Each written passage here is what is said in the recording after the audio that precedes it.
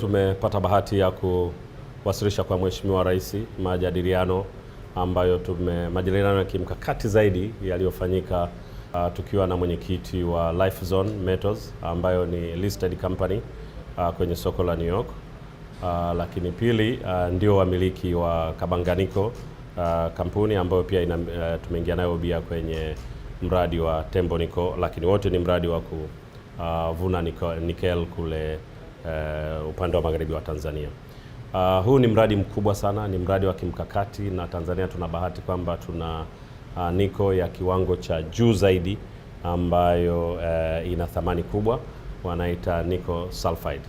Na mradi huu ni wa pesa nyingi, kwa hiyo tunazungumza ni uwekezaji unaweza kufikia bilioni $2. Mradi huu utakuwa na mafanikio au manufaa makubwa sana kwa nchi yetu. Kwa sababu katika mradi huu kwa sheria zetu za local content, manake wa supply wengi lazima wawe ni Watanzania, manake watanufaika zaidi.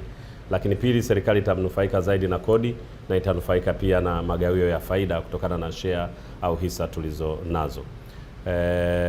Katika kikao chetu cha jana leo tulikuwa tunajaribu kuangalia njia za kukwamua mradi huu ambao kama nilivyosema ni kampuni ya Marekani ambayo imekuwa katika mradi huu kwa muda mrefu zaidi.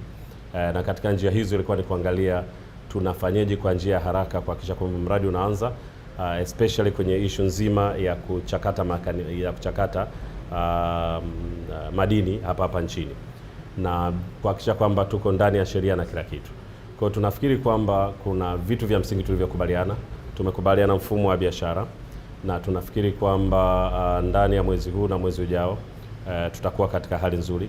Wenzetu wametuhakikishia kwamba tayari wana pesa kwa ajili ya uwekezaji, na sisi tumejaribu kuhakikisha kwamba tunatafuta wawekezaji wengine kwa kushirikiana na wao pia na Bwana Keith, ili tuweze kufanya uchakataji wa haya madini hapa katika mtambo wa uchakataji.